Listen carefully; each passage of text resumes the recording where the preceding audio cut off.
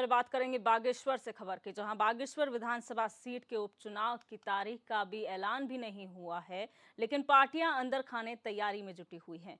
कांग्रेस की बात की जाए तो कांग्रेस इस सीट पर पूरे दमखम के साथ लड़ने की बात कर रही है। ऐसा इसलिए क्योंकि कांग्रेस 16 साल से इस सीट पर जीत का स्वाद चखने के लिए छटपटा रही है। हालांकि प्रत्याशी कौन है, इस विषय पर पार्टी के नेता कुछ भी बोलने के लिए तैयार नहीं है। वहीं कांग्रेस प्रदेश प्रवक्ता शीशपाल सिंह बिष्ट भी सशक्त प्रत्याशी उतारने की बात कह रहे हैं। दूसरी ओर इसको लेकर बीजेपी प्रदेश प्रवक्ता वीरेंद्र सिंह बिष्ट का कहना है कि कांग्रेस के पास बागेश्वर चुनाव के लिए कोई प्रत्याशी नहीं है, इसलिए आने वाले चुनाव में बीजेपी पूर्ण बहुमत के साथ बागेश्वर का चुनाव जीतेगी।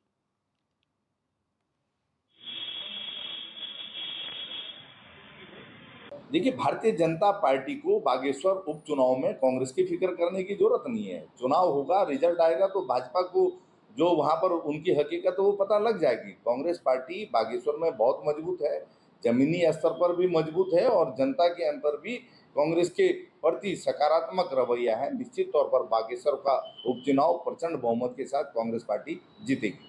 भारतीय जनता पार्टी उत्तराखंड राज्य में सशक्त है, मजबूत है, संगठनात्मक रूप से सबसे बड़े दल के रूप में है। हमारे कार्यकर्ता, हमारे नेता, हमारे मंत्री, विधायक, सांसद लगातार जनता के बीच में संपर्क और संवाद करते हैं।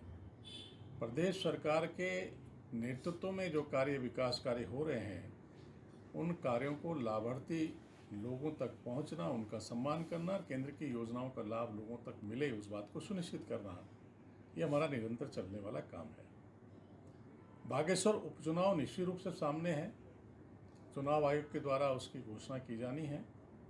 हम संगठनात्मक रूप से मजबूत हैं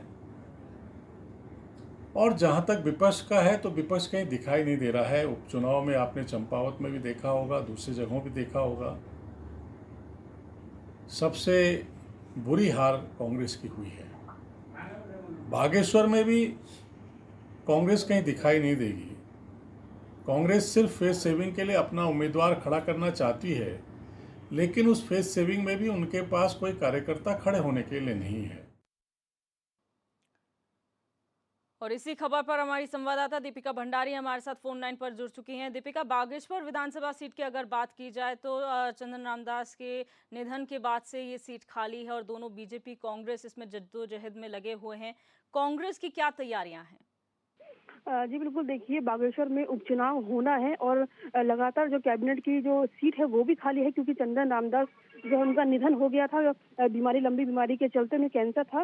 लेकिन इसके बाद अब उपचुनाव के लेकर जो है बीजेपी कांग्रेस जो है इसमें तैयारियों में जुट गई है। बात करें कांग्रेस की तो कांग्रेस लगातार 4 बार इस विधानसभा सीट से हारी है, यानी कि लगातार 4 बार जो विधानसभा चुनाव हुए उसमें अपना जीत का परचम नहीं लहराई है और वो वहां पे अपनी जीत हासिल करने के लिए कांग्रेस झटपटा रही है कि इस बार जो है वो जीतेंगे, अगली बार जीतेंगे, लेकिन ऐसा अभी तक नहीं हो पाया है। बात करें भाजपा की तो भाजपा लगातार 4 बार यहाँ उन्होंने अपनी जीत का परचम लहराया है और इस बार भी भाजपा ने दावा किया है कि वो इस उपचुनाव में जीत हासिल करेंगे और बहुमत से जो है वो जीत हासिल करेंगी। उन्होंने कांग्रेस पर ये वार करते हुए कहा, जैसे एक तरफ जहां कांग्रेस ने ये कहा है कि वो इसकी तैयारी में जुटे हुए हैं और उपचुनाव में इस बार कांग्रेस जीत का परचम जरूर लहराएगी, तो वहीं दूसरी ओर भाजपा ने साफ किया है कि कांग्रेस बहुमत से हारेगी।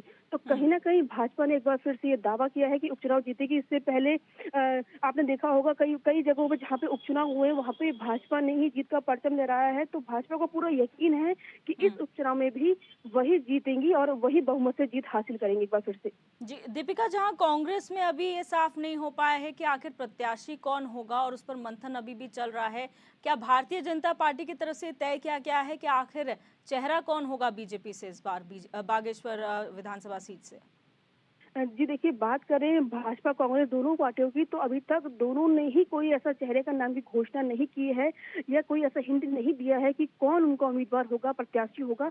लेकिन दोनों ही पार्टियां जो है जीत का दावा कर रही हैं और दोनों की ओर से जब प्रत्याशी के बारे में पूछा गया तो दोनों ने ही इस बात में कोई हिंट नहीं दिया या कोई ऐसा चेहरा नहीं, किसी नाम का नाम नहीं लिया है कि आखिर वो किस प्रत्याशी को जो सीट है उससे उपचुनाव जो है वो लड़वाएंगी। क्योंकि मुझे जैसा कि मैंने अभी देखा है कि दोनों पार्टियों का जो अभी जो फोकस है वो खासतौर पर लोकसभा चुनाव को लेकर के है। तो वो लोकसभा चुनाव की बात बीच में कर लेते हैं और उपचुनाव में जो चेहरा है प्रत्याशी उसकी बात को जो है वो इग्नोर सा कर देते हैं। लेकिन ये बात सही है कि लोकसभा चुनाव में की तैयारियों भी दोनों पार्टियां जोरों से जुटी हुई हैं। लेकिन बेहद जरूरी है दोनों पार्टियों के लिए ये उपचुनाव बागेश्वर का। और अगर इसमें अगर कांग्रेस जीत हासिल करती है तो ये बहुत बड़ी उपलब्धि होगी और भाजपा हारती है तो उनके लिए बहुत बड़ी हार होगी। हालांकि दावा दोनों ही पार्टियां जीत का कर रही हैं। बिल्कुल, बहुत शुक्रिया दीपिका हमारे साथ जुड़ने के लिए और जानकारी साझा करने के लिए। हमारे साथ कांग्रेस के प्रदेश उपाध्यक्ष मथुरा दत्त जोशी जी फोन लाइन पर जुड़ चुके हैं। सर, बहुत स्वागत है आपका न्यूज स्पेशल में। नमस्कार। नमस्कार सर, बागेश्वर उपचुनाव होना है, हालांकि तारीखों का ऐलान नहीं हुआ है, लेकिन कांग्रेस की क्या तैयारियां हैं? किस तरीके से आप वहां के उपचुनाव में उतरने की तैयारी कर रहे हैं? देखिए, बागेश्वर चुनाव के संबंध में हम बिल्कुल ग्रास लेवल पर काम कर रहे हैं, धरातल में काम कर रहे हैं। हम बूथ कमेटियों का हमारा गठन चल रहा है। न्याय पंचायत स्तर पर हम कांग्रेस कमेटी को मजबूत कर रहे हैं। एक बूथ के ऊपर हम न्याय पंचायत बनाए, एक जो हमारे 5-6 बूथ होंगे उनके ऊपर हमारी न्याय पंचायत है। ब्लॉक कांग्रेस कमेटी को मजबूत कर रहे हैं। जिला कांग्रेस कमेटी की बैठक हो चुकी है। माननीय अध्यक्ष जी और माननीय नेता प्रतिपक्ष वहाँ एक बार दौरा करके आए हैं। अन्य नेता भी दौरा करके वहाँ आए हैं। और बागेश्वर चुनाव हम निश्चित रूप से जीतेंगे, क्योंकि भाजपा का जिस तरीके से कार्यकाल रहा है, 6 साल के कार्यकाल पूरा कर दिया, 7वां वर्ष इनका चल रहा है। इसमें जितने भी चाहे पेपर लीक का मामला हो, अंकिता भट्टाचार्य हत्याकांड की बात हो, चाहे पेपर लीक की बात हो, चाहे नौजवानों पर लाठीचार्ज करने की बात हो, चाहे पलायन की बात हो, चाहे आपदा में आप देख रहे हैं इनके एक भी मंत्री कहीं पर नहीं निकल रहे हैं। तो ये कई मुद्दे हैं हमारे। इन मुद्दों को लेकर हम जाएंगे, जनता के बीच में जाएंगे। और बागेश्वर में अवैध खनन का मामला जोर पकड़ रहा है। भाजपा ने ठेकेदार पैदा किए हैं, बेरोजगारों पर लाठीचार्ज, कई मुद्दे हैं। इन मुद्दों को लेकर हम चुनाव में जाएंगे। जहाँ तक उम्मीदवार की बात है तो अभी डेट तो तय होने दीजिए। जैसे ही डेट तय हो जाएगी उम्मीदवार भी आपके सामने आ जाएगा और उसी के चेहरे पे चुनाव लड़ेंगे। और चुनाव तो प्रदेश कांग्रेस कमेटी लड़ती है, जिला कांग्रेस कमेटी लड़ती है, कांग्रेस का कार्यकर्ता लड़ता है। कांग्रेस के कार्यकर्ता के नाम पर चुनाव लड़ा जाएगा, हाथ के चुनाव चिन्ह के नाम पर चुनाव लड़ा जाएगा। बिल्कुल सर, आप बने रहिए हमारे साथ डॉक्टर देवेंद्र भसीन, बीजेपी के वरिष्ठ नेता भी फोन लाइन पर जुड़ चुके हैं। सर, बहुत स्वागत है आपका HNN 24/7 में। जी धन्यवाद। सर, बागेश्वर का अगर विधानसभा उपचुनाव की बात की जाए तो बीजेपी हो या कांग्रेस हो, दोनों ही तैयारियों में जुटी हुई है, लेकिन आप कहते हैं कि कांग्रेस खाली फेस सेविंग के लिए ये चुनाव लड़ रही है। बीजेपी की क्या तैयारी है? देखिए, भारतीय जनता पार्टी संगठन आधारित पार्टी है और हम चुनाव या किसी और स्थिति के लिए हमेशा हमारा कार्यकर्ता तैयार रहता है। चुनाव आयोग के द्वारा इसकी तिथि घोषित की जानी है। तिथि घोषित होने के बाद हम बाकायदा अपना जो चुनाव प्रचार अभियान है उसको शुरू करेंगे। लेकिन वर्तमान में हम लोग निश्चित तौर पर अभी कई मुद्दे हैं प्रदेश के अंदर, उन पर हमारा पूरा ध्यान है। लेकिन बागेश्वर को लेकर के भी, चुनाव को लेकर के भी स्थानीय स्तर पर भी प्रदेश अध्यक्ष पर चर्चा वार्ता हो रही है और भारतीय जनता पार्टी चुनाव के लिए पूरी तरह तैयार है और हम चुनाव को बहुत अच्छे तरीके से जीतेंगे। बिल्कुल। भसीन जी, आपका चेहरा कौन होगा इस बार? क्योंकि चंदन रामदास की अगर बात की जाए, उनके निधन के बाद कैबिनेट में भी सीट खाली हुई थी, तो अब आप यही चाहेंगे कि कोई वहां पर चेहरा हो तो उतना प्रभावशाली हो जैसे चंदन रामदास थे? देखिए, जहाँ तक प्रत्याशी का सवाल है तो उसका निर्णय जो है विधायक के बारे में जो है वो हमारा केंद्रीय कमान लेता है। प्रदेश कमेटी की ओर से जो नाम जो है वो आगे एक पैनल बना करके केंद्र को भेजा जाता है और जो हमारा केंद्रीय पार्लियामेंट्री बोर्ड है उस पर अपना फाइनल निर्णय लेकर के उसकी घोषणा कर देता है। अभी समय है तो निश्चित तौर पर भारतीय जनता पार्टी में कैंडिडेट की किसी प्रकार से कमी नहीं है, तो वो भी तय हो जाएगा। लेकिन जहाँ तक जनता के उसकी बात है, स्नेह की बात है, तो भारतीय जनता पार्टी के साथ है और निश्चित तौर पर ये चुनाव बहुत अच्छे तरीके से भारी बहुमत से जीतने वाले हैं। बिल्कुल। मथुरा दत्त जोशी जी, यहाँ पर फिर वही सवाल उठ रहा है कि कांग्रेस जो है खाली फेस सेविंग के लिए ये चुनाव लड़ रही है, बाकी जीतेगी तो बीजेपी है। इस पे क्या कहेंगे? ठीक है, अभी तो चुनाव शुरू ही नहीं हुआ है। चुनाव की डेट तो तय होने दीजिए। फेस सेविंग के लिए कौन लड़ेगा ये पता चल जाएगा।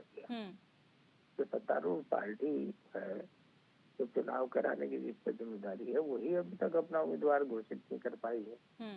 इतना बड़ा सीट फुटबॉल है, क्या चंद्रराम जी के परिवार से कोई लड़ेगा या कहीं अन्य से लड़ेगा? इनके यहाँ कोई विवाद ही नहीं हो तो विवादहीन पार्टी है भारतीय जनता पार्टी।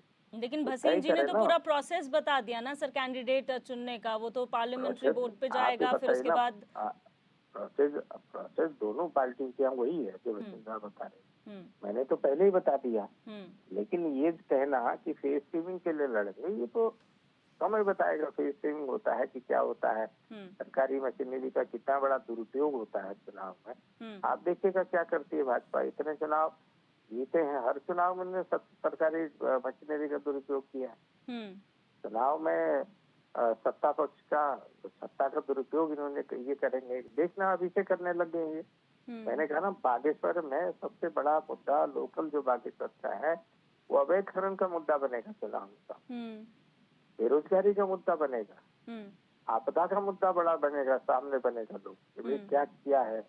और ये भी बनेगा कि स्वर्गीय हो गए चंद्रराम दास जी, मेरे भी बहुत अच्छे मित्र थे, कि उनका जो 17 साल का कार्यकाल है, 15 3 टर्म वो रहे हैं, चौथा कार्यक्रम उनका, उसमें भी आकलन किया जाएगा कि बागेश्वर की जनता को क्या मिला क्या नहीं मिला, ये भी देखना पड़ेगा। जी बिल्कुल, बहुत शुक्रिया सर हमारे साथ जुड़ने के लिए और अपनी बात रखने के लिए।